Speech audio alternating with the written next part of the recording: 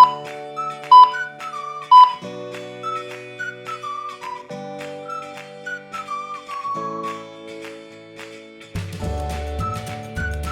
Friends, welcome to knowledge world. આજે આપણે જોવાના છે 13 મે 2025ના ડેલી કરંટ અફેર્સ, જેમાં આજના દિવસના ખૂબ જ અગત્યના પ્રશ્નો અને સાથે સાથે તેને રિલેટેડ ટોપિક વિશે પર ચર્ચા કરીશું. તો શરૂઆત કરીએ આજના વિડીયોની.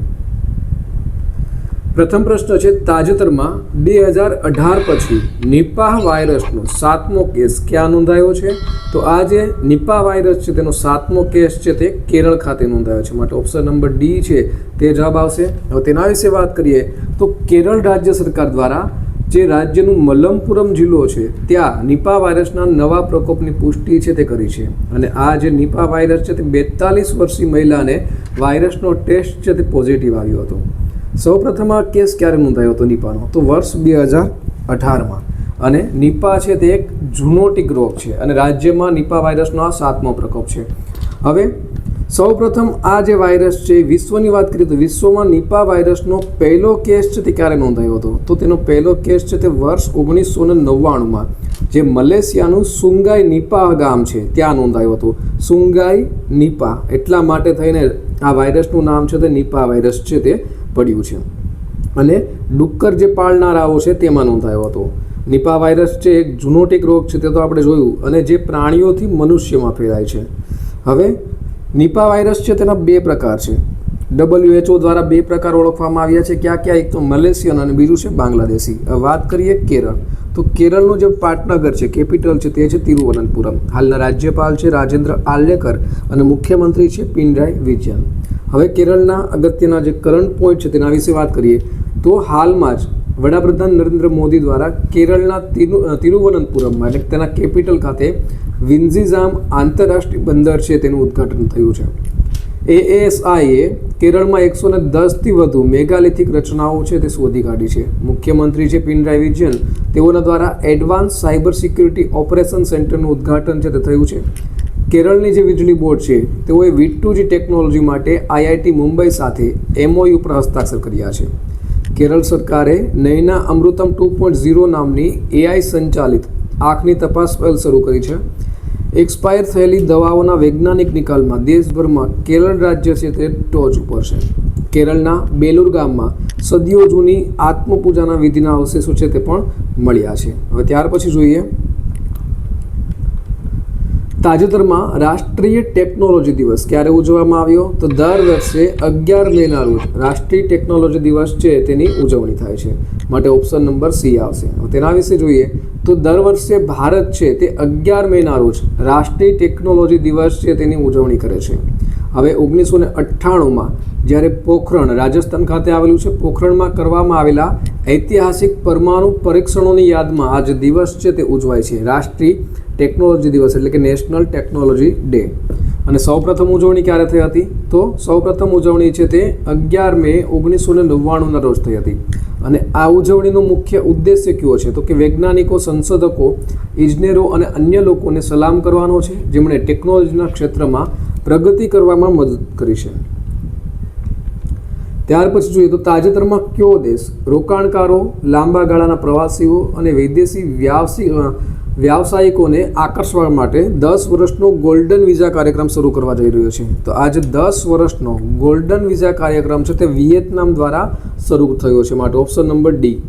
તેના વિશે વાત કરીએ તો વિયેતનામ છે તેઓના દ્વારા ભારતીય રોકાણકારો અને પ્રવાસીઓને અને ડિજિટલ કામદારો છે તેને આકર્ષવા માટે આ 10 વર્ષના ગોલ્ડન વિઝાની જાહેરાત છે તે કરી છે.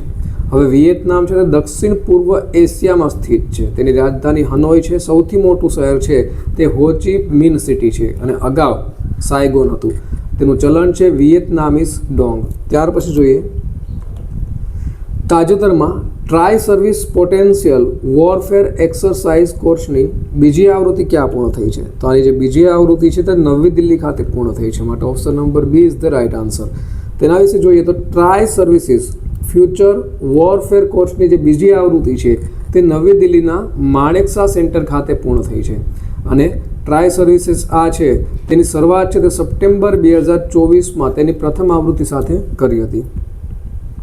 હવે દિલ્હી વિશે, તો દિલ્હીના જે કરંટ પોઈન્ટ છે તેના વિશે જોઈએ તો ચૂંટણી પંચ દ્વારા હાલમાં જ ચૂંટણી અધિકારીઓ માટે ક્ષમતા નિર્માણનો જે કાર્યક્રમ છે તે નવી દિલ્હીમાં યોજાયો હતો.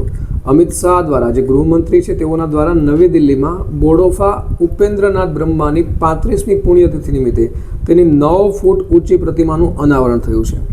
હરદીપસિંહ પુરી છે તેઓએ દિલ્હીના મુખ્યમંત્રી છે રેખા ગુપ્તા તેઓની સાથે મળી અને નવી દિલ્હીમાં આયુષ્માન વય વંદના કાર્ડ છે તે લોન્ચ કર્યું છે. કેન્દ્રીય પુરાતત્વ સલાહકાર બોર્ડ એટલે કે CABAની 38મી બેઠક છે તે પણ નવી દિલ્હી ખાતે યોજાય છે. અને પ્રધાનમંત્રી મોદીનું પુસ્તક છે 5th ચેપ્ટર ઓફ કલ્ચર, તેઓનું વિમોચન છે તે પણ નવી દિલ્હી ખાતે થયું છે. તાજેતરમાં નવી દિલ્હીમાં India habitat centre means IHC ખાતે ભારત બોધિ કેન્દ્રનું ઉદ્ઘાટન કોણે કર્યું? તો આનું ઉદ્ઘાટન છે તે મનોહરલાલ ખટ્ટર દ્વારા થયું હતું. માટે option number D is the right answer. તેઓના વિશે જોઈએ તો કેન્દ્રીય વીજળી અને આવાસ અને શહેરી બાબતોના મંત્રી છે મનોહરલાલ ખટ્ટર, અને તેઓના દ્વારા નવી દિલ્હીમાં ઇન્ડિયા હેબિટેટ સેન્ટર એટલે કે IHC ખાતે ભારત બોધ કેન્દ્રનું ઉદ્ઘાટન છે તે કરવામાં આવ્યું હતું. અને આ કેન્દ્ર છે તે હેબિટેટ લાઇબ્રેરી અને રિસોર્સ સેન્ટરનો એક નવો ભાગ છે, અને તેનો ઉદ્દેશ્ય છે ભારતના સમૃદ્ધ સાંસ્કૃતિક અને સભ્યતા વારસા પ્રત્યે જાગૃતિ અને પ્રશંસાને પ્રોત્સાહન આપવાનો છે. ત્યાર પછી જોઈએ તો તાજેતરમાં રશિયન રાષ્ટ્રપતિ છે તેઓએ યુક્રેન સાથે વાતચીત કરવાનો પ્રસ્તાવ ક્યાં મૂક્યો છે? તો હાલમાં જ તેઓના દ્વારા તુર્કી ખાતે વાતચીત કરવાનો પ્રસ્તાવ છે તે મૂક્યો છે. આમ પણ આપણે જાણીએ છીએ કે રશિયા અને યુક્રેન વચ્ચે લાંબા સમયથી યુદ્ધ છે તે ચાલુ છે. તો તેના વિશે જોઈએ તો આ છે યુક્રેનના રાષ્ટ્રપતિ વ્લાદિમીર પુતિન, અને તેઓએ 15 મેના રોજ તુર્કીના ઇસ્તુંબુલમાં યુક્રેન સાથે વાતચીત કરવાનો પ્રસ્તાવ છે તે મૂક્યો છે, અને કાયમી શાંતિ સ્થાપિત કરવાનો અને યુદ્ધના મૂળ કારણોને દૂર કરવાનો તેનો આ હેતુ છે. ત્યાર પછી જોઈએ તાજેતરમાં દીપિકા કુમારીએ તીરંદાજી વર્લ્ડ કપ 2025માં કયો મેડલ જીત્યો છે? તો તેઓના દ્વારા બ્રોન્ઝ મેડલ છે તે જીતવામાં આવ્યો છે. માટે ઓપ્શન નંબર સી આવશે. તેના વિશે વાત કરીએ તો સ્ક્રીન ઉપર જોઈ શકો છો, આ છે ભારતની સ્ટાર તીરંદાજ દીપિકા કુમારી, અને તેઓએ તીરંદાજી વર્લ્ડ કપ 2025માં બ્રોન્ઝ મેડલ જીતી અને શાનદાર પ્રદર્શન કર્યું છે. અને તેઓએ આ મેચમાં કોરિયાની જે કાંગ ચેન યોંગ છે તેને 7-3થી હરાવી અને બ્રોન્ઝ મેડલ જીત્યો છે. ત્યાર પછી જોઈએ તાજેતરમાં USA એટલે કે અમેરિકા અને ઈરાન વચ્ચે પરમાણુ વાટાઘાટોનો નવો રાઉન્ડ ક્યાં યોજાશે? તો આ જે નવો રાઉન્ડ છે તે ઓમાન ખાતે યોજાશે. માટે ઓપ્શન નંબર એ આવશે. તેઓના વિશે વાત કરીએ તો રાષ્ટ્રપતિ છે અત્યારે અમેરિકાના ડોનાલ્ડ ટ્રમ્પ, અને તેઓએ યુનાઇટેડ સ્ટેટ્સ અને ઈરાન ઓમાનમાં પરમાણુ વાટાઘાટોનો નવો રાઉન્ડ છે તે યોજશે. પરંતુ આપણે જાણીએ છીએ કે ટ્રમ્પની જે વહીવટતંત્રની જે નીતિ છે ઈરાનને લઈને, આ સંદર્ભે US અને ઈરાન તણાવ અને આંતરિક વિભાજન વચ્ચે આ નવા રાઉન્ડનું પરિણામ છે તે અનિશ્ચિત રહેશે. ત્યાર પછી જોઈએ તો તાજેતરમાં સરકારે સ્ટાર્ટઅપ્સ માટે લોન ગેરંટી વધારી અને કેટલા કરોડ રૂપિયા કરી છે? તો હાલમાં જ 10 કરોડથી વધારી અને 20 કરોડ રૂપિયા કરી છે. માટે ઓપ્શન નંબર સી આવશે. તેના વિશે વાત કરીએ તો વાણિજ્ય અને ઉદ્યોગ મંત્રાલયે સ્ટાર્ટઅપ માટે ક્રેડિટ ગેરંટી યોજના એટલે કે CGSSના વિસ્તરણને સૂચિત કર્યું છે, અને જે હેઠળ પ્રતિ ઉધાર લેનાર ગેરંટી કવરની મહત્તમ મર્યાદા છે તે 10 કરોડથી વધારી અને 20 કરોડ રૂપિયા છે તે કરવામાં આવી છે. ત્યાર પછી જોઈએ તો તાજેતરમાં અમેરિકાએ કયા દેશ સાથે વેપાર કરાર પર હસ્તાક્ષર કર્યા છે? તો હાલમાં જ અમેરિકા દ્વારા ચીન સાથે વેપાર કરાર પર હસ્તાક્ષર છે તે કરવામાં આવ્યા છે. માટે ઓપ્શન નંબર બી આવશે. તેના વિશે જોઈએ તો અમેરિકાએ ચીન સાથે આ જે વેપાર કરાર છે તેની સાથે હસ્તાક્ષર કર્યા છે, અને વ્હાઇટ હાઉસે જીનીવામાં થયેલા આ જે કરાર છે તેની જાહેરાત કરી છે. હવે આ જે કરાર છે તે ક્યાં થયા છે? તો કે જીનીવા ખાતે થયા છે. અને US ટ્રેઝરી સેક્રેટરી છે સ્કોટ બેઝન્ટ, અને તેઓએ જણાવ્યું છે કે અમેરિકા અને ચીન વચ્ચે વેપાર કરારમાં નોંધપાત્ર પ્રગતિ છે તે થઈ છે.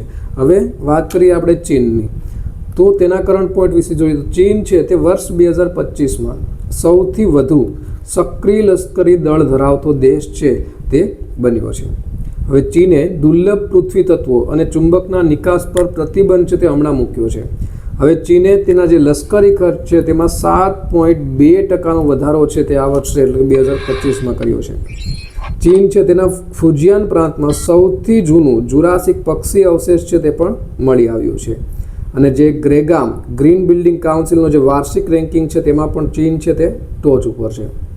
અને ગેસ હાઇડ્રેશનનો અભ્યાસ કરવા માટે ચીન છે તે સમુદ્રની અંદર સંશોધન સ્ટેશન છે તે પણ બનાવી રહ્યું છે. ત્યાર પછી જોઈએ ગઈકાલે પૂછાયેલા પ્રશ્નનો જવાબ. તો ગઈકાલે પૂછ્યું હતું કે તાજેતરમાં દેશનો પ્રથમ waste to wildlife park ક્યાં ખુલશે? તો ઓપ્શન આપેલા હતા નોઈડા, દિલ્હી, ગાંધીનગર અને ભોપાલ. તો દેશનો જે પ્રથમ waste to wildlife park છે તે નોઈડા ખાતે ખુલશે, માટે ઓપ્શન નંબર એ જવાબ આવશે. હવે આજનો સવાલ. તો તાજેતરમાં ચંદ્રશેખર રેડ્ડીએ કયા રાજ્યના મુખ્ય માહિતી કમિશનર તરીકે શપથ લીધા છે? તો ઓપ્શન આપેલા છે. ઓપ્શન નંબર એ કેરળ, બી તેલંગાણા, સી કર્ણાટક અને ડી તમિલનાડુ. તો આનો સાચો જવાબ કોમેન્ટ બોક્સમાં કમેન્ટ કરી અને જણાવવાનો રહેશે. તો આ સાથે આજના દિવસનો જે વિડીયો છે તે પૂર્ણ થાય છે. બીજા અગત્યના વિડીયોની લિંક અને પ્લેલિસ્ટ છે તે અહીં સ્ક્રીન ઉપર આપેલી છે. તો આ સાથે આજના દિવસનો વિડીયો પૂર્ણ થાય છે. ફરી મળીશું નવા વિડીયોમાં. ત્યાં સુધી રજા આપશો. નમસ્કાર.